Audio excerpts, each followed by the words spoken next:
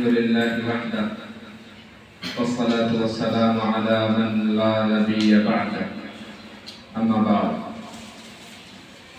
قال الله تبارك وتعالى في كلامه المجيد أعوذ بالله من الشيطان الرجيم بسم الله الرحمن الرحيم الرحمن علم القرآن خلق الإنسان علمه البيان صدق الله العظيم پگھلنا علم کی خاطر مثال شمع زیبا ہے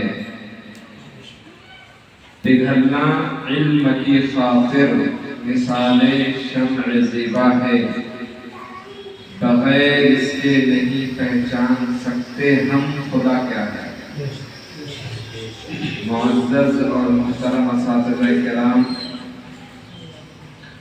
اور میرے پیارے طالب علم ساتھیوں،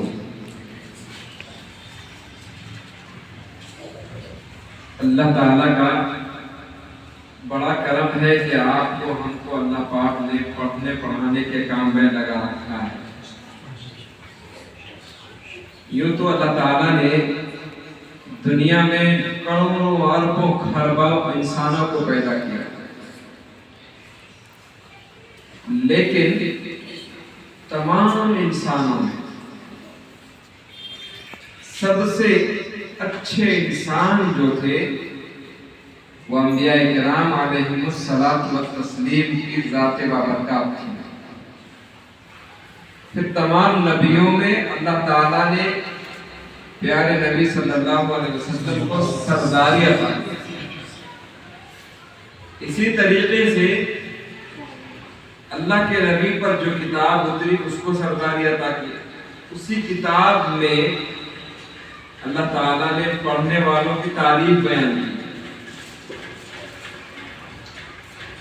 عالم کی تعریف اللہ خود کرتا ہے، حافظ کی تعریف اللہ خود کرتا ہے، قاری کی تعریف اللہ خود کرتا ہے اپنے زبان محبت سے۔ تو نبیوں کے بعد ولیوں کے بعد کیا ولی تو آپ بھی بن سکتے ہو۔ نہ جانے کون کون آپ میں ولی ہوگا وہ اللہ جانتا ہے۔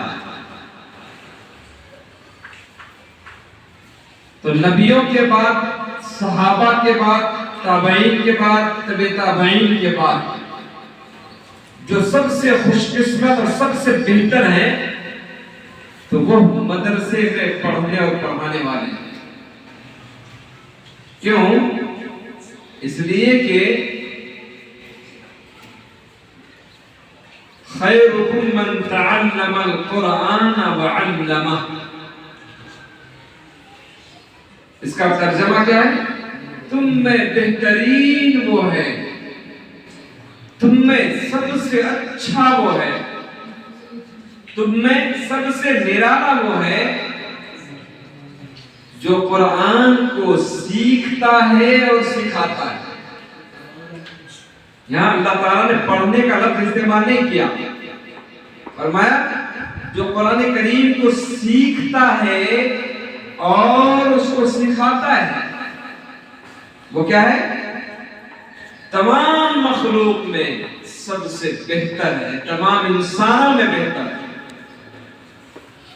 تو یہ پڑھانے والے، یہ سکھانے والے معلمین یہ سب سے اچھے ہیں، اور آپ سیکھنے والے سب سے اچھے ہوں۔ تو دونوں بھی اللہ کی نظر میں، اللہ کے محبوب کی نظر میں، فرشتوں کی نظر میں، اور نیک جناتوں کی نظر میں، اور نیک انسانوں کی نظر میں آپ سے اعلیٰ اور بلند اللہ کی قسم کوئی نہیں۔ لیکن ابھی آپ کے معزز اور محترم اساتذہ نے دونوں نے دو طرح کے حمد اور نظم پڑھے۔ قاری فیروز صاحب نے پڑھا انہوں نے اپنے اشعار کے اندر طالب علموں کو جیسا ہونا چاہیے، انسانوں کو جیسا بننا چاہیے، وہ سب بتلا دیا۔ ماں سے محبت کرتے ہو؟ منہ سے بولو جی۔ ماں سے محبت کرتے ہو؟ جی۔ نہیں کرتے؟ اگر ماں سے محبت کیے ہوتے تو آپ ہر نماز میں اپنی ماں کے لیے دعا کرتے۔ تم انتظار کر رہے ہو کہ ماں مر جائے گی پھر دعا کروں گا۔ جسے ماں نہیں ہے اسے پوچھو کہ ماں کیا ہوتی ہے۔ تو تمہاری ماں تمہارا انتظار کر رہی ہے۔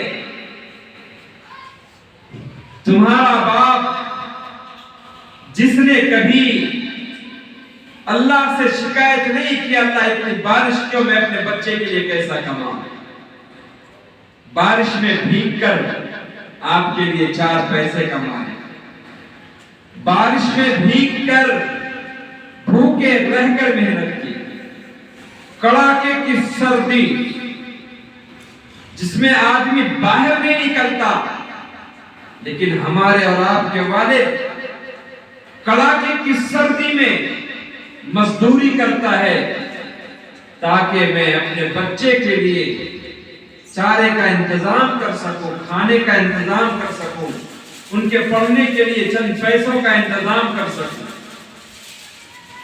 اور وہ تپتی ہوئی دھوپ، اتنی خطرناک دھوپ کہ انسان بیمار پڑ جائے، ایسے دھوپ میں بھی آپ کے والد نے یہ نہیں کہا کہ بیٹا مجھ سے نہیں ہو سکتا، میں محنت نہیں کروں گا، تم جہاں چاہے وہاں کھا لو، جہاں چاہے رہ جاؤ۔ انہوں نے یہ نہیں کہا، بلکہ وہ محنت میں لگے ہوئے ہیں کہ میرا بچہ پڑھنے کے لیے گیا ہے، میں ان کے لیے 200 روپے جمع کر کے بھیجوں گا، وہ اپنی ضرورتیں پوری کرے گا اور اچھا پڑھ کر آئے گا۔ روزانہ آپ کی ماں اور آپ کے والد دونوں آپس میں بیٹھ کر یہ باتیں کرتے ہوں گے، انشاءاللہ میرا اصغر، انشاءاللہ میرا مبشر، انشاءاللہ میرا اصحاب، انشاءاللہ میرا ملک پڑھ کر آئے گا، حافظ بن کر آئے گا اور مسجد میں تراویح سنائے گا۔ ہر ماں انتظار کرتی، آپ کے والد آپ کے والدین دونوں آپس میں خوش فہمی میں رہتے ہیں اور ان کے دل میں یقین ہوتا ہے کہ میرا بچہ پڑھنے کے لیے گیا ہے، وہ محنت کر رہا ہوگا۔ اگر آپ مدرسے میں محنت نہیں کرتے ہو، اگر آپ دوستوں میں گپے شپے میں رہ جاتے ہو، اگر آپ آپس میں صرف بھائی چارگی نبھانے میں رہ جاتے ہو اور کتاب سے دوستی نہیں کرتے، مدرسے سے محبت نہیں کرتے، نماز کی پابندی نہیں کرتے، سنتوں کا اہتمام نہیں کرتے، تہجد کے وقت نہیں اٹھتے، تو آپ روزانہ اپنے ہاتھوں سے اپنے باپ کا قتل کرتے ہو۔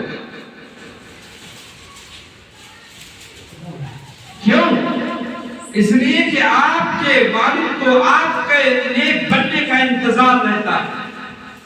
وہ چاہتا ہے کہ میرا بیٹا جب گاؤں کے اندر آئے، وہ چاہتے ہیں کہ میرا بیٹا جب میرے محلے میں آئے تو لوگ کہیں کہ یہ اللہ کا ولی آ رہا ہے، اللہ کا ولی فلاں کا بیٹا ہے، فلاں کا پوتا ہے، فلاں کا بھتیجا ہے، فلاں کا نواسا ہے۔ پتہ ہے میں نے دیکھا ہے میرے باپ کے ہاتھ میں آنسو، میں نے دیکھا ہے میری ماں کے آنکھوں میں آنسو۔ میں بھی جب آپ کی طرح طالب علم تھا، طالب علم تو اب بھی ہوں لیکن اب طالب موبائل ہو گیا، طالب دنیا بن گیا، سچا طالب علم نہیں رہ گیا۔ جب میں بھی پڑھ کر آتا تھا میرے والد کو انتظار رہتا تھا کہ میرا بیٹا تقریر کرے. میں حافظ نہیں. جب بچے تراویح سنا کر آتے تھے تو میرے والد کی آہ نکلتی تھی کاش میرا بیٹا بھی حافظ ہوتا, وہ تراویح سناتا تو میرا سینہ فخر سے اونچا ہو جاتا. میری ماں کہتی تھی کہ دیکھو فلاں کا بیٹا تراویح پڑھا رہا ہے, اس کی ماں خوش ہوتی ہے. دیکھتے دیکھتے میں عربی ششم میں پہنچ گیا. میرے والد کو لگتا تھا میرا بیٹا تقریر کرنا نہیں جانتا. گاؤں کے سارے بچے آتے ہیں مسجد کے جمعہ میں بیان کرتے ہیں. جب ہمارے چھوٹے بھائی حافظ صاحب مدثر صاحب جب انہوں نے حفظ مکمل کیا, ابا نے کہا یہ میرا بیٹا ہے, یہ میرا بیٹا ہے, یہ حافظ ہے, دیکھو ماشاءاللہ تراویح سناتا ہے, مجھے جنت میں لے کر جائے گا. تم پر اتنی محنت کیا, تم نے کیا کیا؟ اور بات بھی سچی تھی, وہ اپنی جگہ سچ تھے کہ میں نے ابھی تک اپنا جوہر نہیں بتلایا تھا, میں نے اپنے آپ کو ثابت نہیں کیا تھا کہ میں کون ہوں. دنیا پوچھتی ہے ہو آ رہی, ہاں آ رہی نہیں پوچھتی, ہو آ رہی, تم کون ہو, تمہاری شخصیت کیا ہے, تمہارا مقام کیا ہے, کیا پڑھ کر آئے ہو. یہ نہیں پوچھتی کہاں سے پڑھ کر آئے, پہلے دنیا پوچھتی کیا پڑھ کر آئے, تم کون ہو.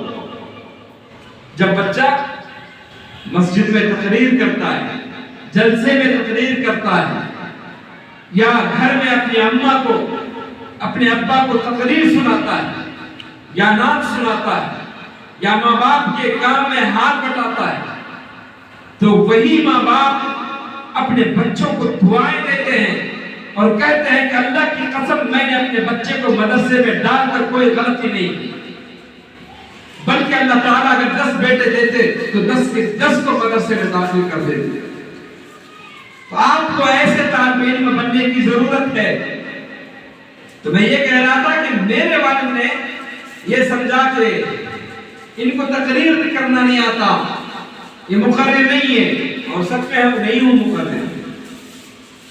تو میں جب دارالعلوم دیوبند چلے گیا تو والد صاحب نے جانے سے پہلے کہا کتنے بڑی اچھی ٹوپی پہن لو, کتنا اچھا کرتا پاجامہ پہن لو, دارالعلوم دیوبند سے فارغ ہو جاؤ, تقریر کرنے نہیں آئے تو کون سا بولو, وہ فلاں مولانا کو دیکھو کتنا نام ہے ان کا.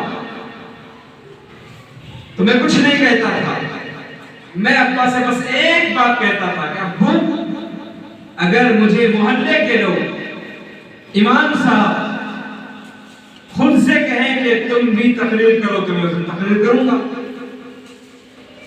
اس دن میں تقریر کروں گا. تو ابا نے کہا کہ کون کہتا ہے ایسا, خود کرنا پڑتا ہے. میں نے کہا نہیں, زبردستی اپنا مقام بنانا اچھی بات نہیں ہے, میں نہیں کرتا. خیر میں دیوبند چلے گیا, وہاں سے بقرعید کی چھٹی ملی, چھٹی میں گھر آیا, لوگوں کو پتا چلا داڑھی کی ریکھ آئی تھی. میں بس سمجھو کہ یہ نشاد کے جیسا تھا, داڑھی اتنی آئی تھی. تو ابا نے سب کو بتایا میرا بیٹا دیوبند میں پڑھتا ہے, لوگوں کو معلوم نہیں ہوگا کہ دیوبند میں پڑھتا ہے. تو لوگوں نے کہا کہ آج جمعہ تم پڑھاؤ. ہمارے مسجد کے امام نے کہا جمعہ تمہیں پڑھانا ہے.